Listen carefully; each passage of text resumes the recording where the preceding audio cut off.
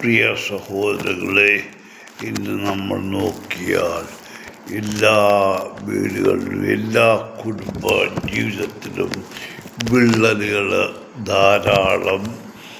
അതായത് മാതാപിതാക്കന്മാർക്ക് സമയമില്ലാത്തതുകൊണ്ട് മക്കളെ നോക്കുന്നില്ല, മക്കളെ ഇന്ത്യയിൽ നിന്നും നോക്കുന്നില്ല, അവരുടെ പുറകെ പോകുന്നില്ല. കാരണം നമ്മൾ പണത്തിന് വേണ്ടി ഓടുന്നു. ആ പണം നമ്മുടെ കുഞ്ഞുങ്ങൾ നഷ്ടപ്പെട്ടു പോയാൽ പ്രയോജനമുണ്ടാകുമോ?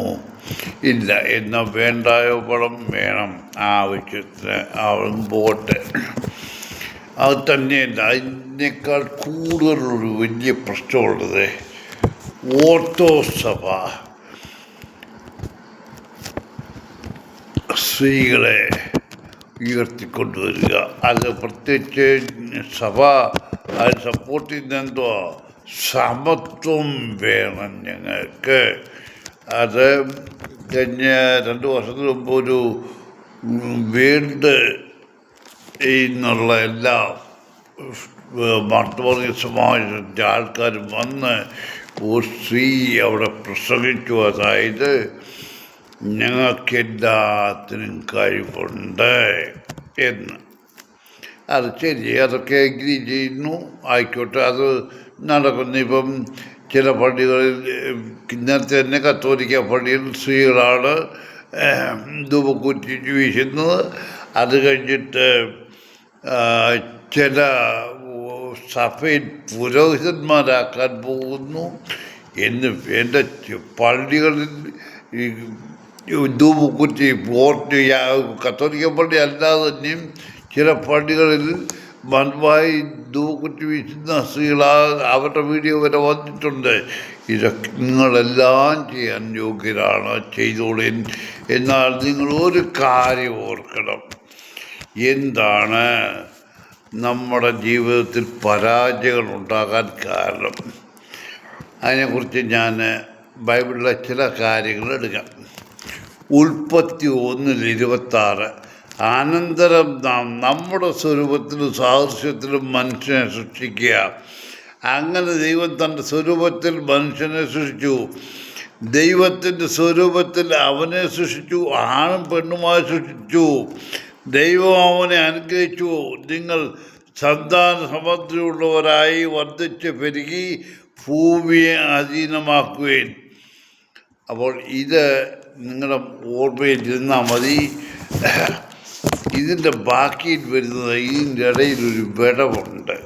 ആ വിടവ് ഒരു കഥയാണ്. ആ കഥ ഇപ്പോൾ ഞാൻ പറയുന്നില്ല. ഇതെല്ലാം ഇതിനുശേഷം 2-ാമത്തെ അധ്യായത്തിൽ 19-ാം വാക്യത്തിൽ പറയുന്നു, അനന്തരം യഹോവയായ ദൈവം മനുഷ്യൻ ഏകനായിരിക്കുന്നത് നല്ലതല്ല, ഞാൻ അവന് അനുയോജ്യമായ ഒരു തുണയെ സൃഷ്ടിക്കും. ആകയാൽ യഹോവയായ ദൈവം മനുഷ്യന് ഗാഢനിദ്ര വരുത്തി അവൻ ഉറങ്ങിയപ്പോൾ അവൻ്റെ ഭാര്യകളിൽ ഒന്നെടുത്ത് സ്ത്രീയെ സൃഷ്ടിച്ചു. അപ്പോൾ സ്ത്രീ എവിടുന്നാണ് ഉണ്ടായത്? പുരുഷൻ്റെ ഒരു ഭാര്യയിൽ തന്നെ. അപ്പോൾ അത് കഴിഞ്ഞിട്ട് പറയുന്നുണ്ട്, വിവാഹം കഴിഞ്ഞാൽ സ്ത്രീ അവിടെ അപ്പനെയും അമ്മയും എല്ലാം വിറ്റേച്ച് ഭാര്യയും ഭർത്താവ് ഇവരെ ഒരു ശരീരമാകുമെന്ന്. നിങ്ങൾ ഒരു ശരീരമോ 2 ശരീരമായിട്ടോ ഇന്ന് ഒരു ശരീരം 2 ശരീരമായിട്ടായിരുന്നു നടക്കുന്നത്. പോട്ടെ, അതൊന്നും അല്ല ഇവിടുത്തെ കാര്യം. അതായത് ഞാൻ സ്ത്രീകളോട് ചോദിക്കുകയാണ്, നിങ്ങളുടെ സൃഷ്ടി എവിടുന്നാണ്? മനുഷ്യൻ പുരുഷൻ്റെ ഭാര്യയിൽ നിന്നാണ്. അപ്പോൾ പുരുഷൻ്റെ ഭാര്യയിൽ നിന്ന് എടുത്ത് സ്ത്രീയെ സൃഷ്ടിച്ചപ്പോൾ എപ്പോഴും പുരുഷനുമായിട്ട് ഒരു ബന്ധമുണ്ട്.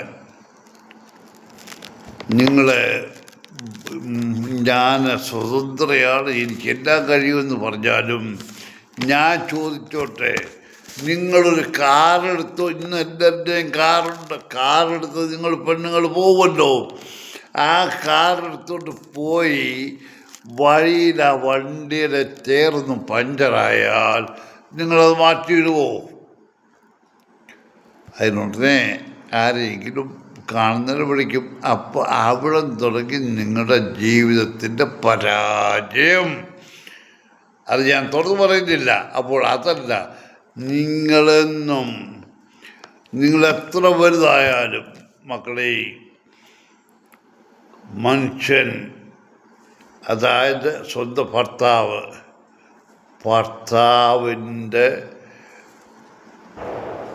ഈ അവൻ്റെ തണലിൽ നിന്നുകൊണ്ടേ പ്രവർത്തിക്കാവൂ.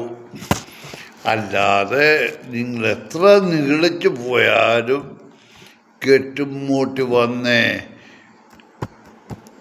കിട്ടത്തുള്ളൂ കഞ്ഞി. അത് വേറെ കൊണ്ടല്ല ഞാൻ പറഞ്ഞത്. അതായത് നമ്മൾ ചിന്തിക്കുക, നമുക്ക് എല്ലാം ഉണ്ട്, എല്ലാം ചെയ്യാൻ സാധിക്കും. ഇന്ന് കുഞ്ഞുങ്ങൾ എന്തുകൊണ്ടാണ് എല്ലാം നാശം പിടിച്ച വഴി കൂടെ പോകുന്നത്?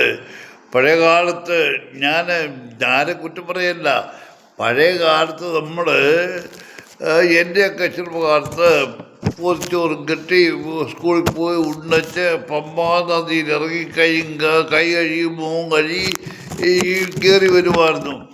ഇന്ന് പമ്പാ നദിയിൽ കൈയും മുഖവും കഴുകാനൊക്കത്തില്ല. മുഖം കഴുകിയാൽ പിന്നെ സോറിയാസിസ് പോലുള്ള ചൊറിച്ചിലായിരിക്കും പിന്നെ. അപ്പോൾ ഇതൊക്കെ പറഞ്ഞിട്ട് കാര്യമില്ല. എന്നാൽ ഞാനിപ്പോൾ പറയാൻ പോകുന്നത്, മക്കളെ, എന്നും ഞാൻ ഇന്ത്യയുടെ കേരളത്തിൻ്റെ തെക്കേ അറ്റത്തുള്ള മനുഷ്യന്നിരിക്കട്ടെ, ഞാൻ യാദൃച്ഛികമായി ഒരു പെണ്ണെ കണ്ടു. യാത്രാമധ്യേ എവിടെയെങ്കിലും ജോലി സ്ഥലത്തോ ആ സ്ത്രീയുമായിട്ട് അടുത്ത് ബന്ധുവായി വിവാഹം കഴിക്കാനുള്ള ഇഷ്ടം രണ്ടുപേരും എടുത്തപ്പോൾ നമ്മൾ വിവാഹം കഴിക്കുന്നു. അപ്പോൾ നമ്മൾ എവിടെയാണ് ചിന്തിക്കേണ്ടത്? ദൈവം എൻ്റെ വാരിയിൽ നിന്നെടുത്ത് സൃഷ്ടിച്ച സ്ത്രീയാണ് അതെന്ന് നമ്മൾ വിശ്വസിക്കണം. അല്ല എങ്കിൽ അവളെ എനിക്ക് ഭാര്യയായി കിട്ടത്തില്ല. അപ്പോൾ ഞാനും അതുതന്നെ ചിന്തിക്കണം, അവൾ എനിക്ക് വേണ്ടിയുള്ളവളായിരുന്നു.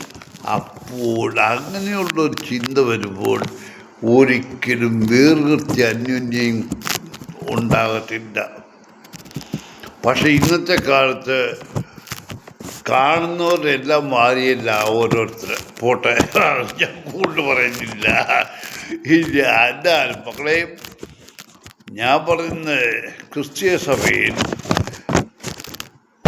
നമ്മൾ സമാധാനമായി കുടുംബജീവിതം നയിക്കണമെങ്കിൽ ഈ പുരോഹിതന്മാർ പറയുന്ന പോലെ മർത്തമറി സമാജത്തിലും മറ്റേതും മറിച്ചതും നിങ്ങൾ പോയി നിങ്ങളുടെ കുടുംബജീവിതം അവിടെ പോകുമ്പോൾ നിങ്ങളുടെ കുഞ്ഞുങ്ങൾ വീട്ടിനകത്ത്, ഭർത്താവ് വീട്ടിൽ, അവരെല്ലാം എപ്പോഴും പറയുന്നതാണ് കുടുംബത്തിൻ്റെ വിളക്കാണ് സ്ത്രീ. ആ സ്ത്രീ കുടുംബത്തു നിന്ന് പോയി വെളിയിൽ പ്രകാശിക്കാൻ തുടങ്ങിയാൽ വീട്ടിലുള്ളവർ ഇരുട്ടിലാവും. അതല്ല നിങ്ങൾ ചെയ്യേണ്ടത്. നിങ്ങളല്ലെങ്കിൽ വിവാഹം കഴിക്കണ്ട. ഇപ്പം അതാണ് ഇപ്പം നടക്കുന്നത്. ഇന്നൊന്നിനും വിവാഹം വേണ്ട. ഇപ്പം കേസ് കോടതിയിൽ തന്നെ വരുന്നുണ്ട്. ഞങ്ങൾ രണ്ടുപേരും ഒരുമിച്ച് ജീവിച്ചോളാം, പെണ്ണുങ്ങൾ തന്നെ. ആണുങ്ങളുടെ കാര്യം പറഞ്ഞിട്ട് അറിയില്ല. സ്വതോഗോമോറയിൽ കഷ്ടമായി മാറും കേരളത്തിലെ ചില കുടുംബങ്ങൾ. പറഞ്ഞിട്ട് കാര്യമില്ല. അതല്ല നമ്മുടെ ജീവിതം. നമ്മൾ വേറൊന്നും ചെയ്യണ്ട, മറ്റുള്ളവർക്കും ഒന്നും ചെയ്തു കൊടുക്കണ്ട. നമ്മുടെ ജീവിതം തന്നെയെങ്കിലും നല്ല രീതിയിലാക്കിയാൽ മറ്റുള്ളവർ കണ്ട് നമ്മളെ അനുകരിക്കും. നമ്മൾ എന്തുകൊണ്ട് ഞാൻ വലുത് എന്നും പറഞ്ഞ് പ്രശ്നമുണ്ടാക്കുന്നു. ചിലപ്പോൾ ശരിയാ, ഭാര്യയ്ക്ക് ഉയർന്ന ശമ്പളമായിരിക്കും, ഭർത്താവിന് അത്രയും ഇല്ലായിരിക്കും. എന്നാലും ഞാൻ എൻ്റെ ഭർത്താവ് ആയുടെ കഴിവ് കൊണ്ടാണ് ഞാൻ നിൽക്കുന്നതെന്നുള്ള ചിന്ത മനസ്സിലുണ്ടായാൽ ആ കുടുംബജീവിതം എന്നും സന്തോഷപ്രദമായിട്ട് പോകും. അല്ല എങ്കിൽ ഇല്ലാതെ പോവും. ഇനി ഞാൻ പറഞ്ഞുതരാം. ഇന്ന് സ്ത്രീകൾ സമത്വമൊക്കെ ചോദിക്കുന്നുണ്ടല്ലോ. അതിപ്പോൾ തുടങ്ങിയതല്ല. ബൈബിൾ ആദ്യം ദൈവം മനുഷ്യരെ സൃഷ്ടിച്ചത് ആദ്യം ആണും പെണ്ണുമായിട്ടാണ്. എന്നിട്ട് പറഞ്ഞു, നിങ്ങൾ സന്താന സമൃദ്ധിയുള്ളവരായി പെരുകുകയെന്ന്. ഈ ആണും പെണ്ണിനോട് കൂടി എന്നെ പറഞ്ഞത്. പക്ഷെങ്കിൽ ആണ് പെണ്ണിനെ സമീപിച്ചപ്പോൾ അവൾ പറഞ്ഞു, നീ പോയി പഠിതൊക്കെ, ഞാനും ദൈവത്തിൻ്റെ സൃഷ്ടിയാണ്, നീയും ഞാനും സമസൃഷ്ടിയാണ്, നിനക്കെന്നെ അടിമയാക്കാനൊക്കത്തില്ല. ഇപ്പോൾ ഇത്രയും ഞാൻ പറഞ്ഞു. അതാണ് ഇന്നിപ്പോൾ ഈ കാലത്ത് നടക്കുന്നത്. അന്ന് ആദിയിൽ നടന്ന കാര്യം ഇപ്പോൾ ഇത് ബൈബിളിൽ ഞാൻ പറഞ്ഞ ഭാഗം എഴുതിയിട്ടില്ല. ആദ്യത്തെ സ്ത്രീ, പുരുഷൻ്റെ ആണും പെണ്ണുമായിട്ട് സൃഷ്ടിച്ച സ്ത്രീ, ആ സ്ത്രീ പിണങ്ങിപ്പോയി. അവിടെ സമുദ്രത്തിൻ്റെ അഗാധത്തിൽ പോയി ഗുഹയിലിരിക്കുകയായിരുന്നു. എനിക്ക് കൂടുതലൊന്നും പറയുന്നില്ല മക്കളെ, അതിൻ്റെ ആവശ്യമില്ല. ഇന്നത്തെ കാലത്ത് നമ്മൾ സമാധാനമായിട്ട് ജീവിക്കണം. പക്ഷേ എങ്കിൽ അത് സാധിക്കത്തില്ല. അതിൻ്റെ കാലമാണ്. നമ്മളെ സാത്താൻ ഭരിച്ചുകൊണ്ടിരിക്കും. അത് സാത്താൻ ഇന്ന് പുരോഹിതൻ്റെ വേഷത്തിൽ, പാസ്റ്ററുടെ വേഷത്തിൽ, എന്നുവേണ്ട എല്ലാ വേഷത്തിലും വരുന്നുണ്ട് ഈ സാത്താൻ. അപ്പം നിങ്ങൾ അവരുടെ കൂടെയാണ് സംസർഗം ചെയ്യുന്നത്. അപ്പോൾ നിങ്ങളെ അവർ വശീകരിച്ച് നാശത്തിൻ്റെ പാതയിലേക്ക് നയിക്കും. ഞാൻ പറഞ്ഞ് തെറ്റാണെങ്കിൽ നിങ്ങൾ അത് ഭാവിയിലുണ്ടാകുന്ന കാര്യം കാണുമ്പോൾ മനസ്സിലാക്കിക്കോളും. ഇപ്പോൾ അത് തന്നെയാണ് നടക്കുന്നത്. ഇപ്പോൾ പാസ്റ്റർമാർ വാര ഒഴിപ്പിക്കുക. അതിൻ്റെ ചരിത്രം ഞാൻ അടുത്ത വീഡിയോ ചെയ്യാം. ഏതായാലും മക്കളെ, സമാധാനം വേണമെങ്കിൽ ഭാര്യയും ഭർത്താവും ഒരുമിച്ച്, ഭാര്യയ്ക്ക് അടിമയാണെന്നല്ല, സ്നേഹത്തിൽ ഭാര്യ ഭർത്താവിൻ്റെ അടിമയാണ്, വെറുതെ കൊണ്ടല്ല. നിങ്ങൾ ചിന്തിക്കുകയും. എനിക്കൊന്നും പറയാനില്ല കൂടുതൽ. കാരണം പുരോഹിതൻ വർഗം മുഴുവൻ എനിക്ക് ശത്രുവാണ്. പിന്നെ നല്ലവരായ വളരെ പൂജ്യരായ വിശ്വാസികൾ, അതായത് അവർ നീതിമാന്മാരും പരിശുദ്ധന്മാരുമാണ്.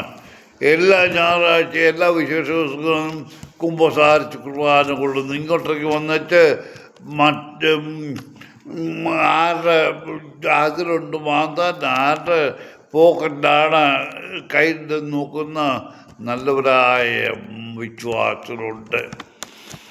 എന്തിനെ പള്ളിയുടെ വരാന്തയിൽ നിന്ന് ഡൈവോഴ്സ് ഓഫ് പ്രാർത്ഥന നടക്കുന്ന അതിന് വരുന്നവർ അവരുടെ പേര് കൊടുക്കും, ഇന്ന കാര്യം അവിടെ അപേക്ഷിക്കണമെന്ന്.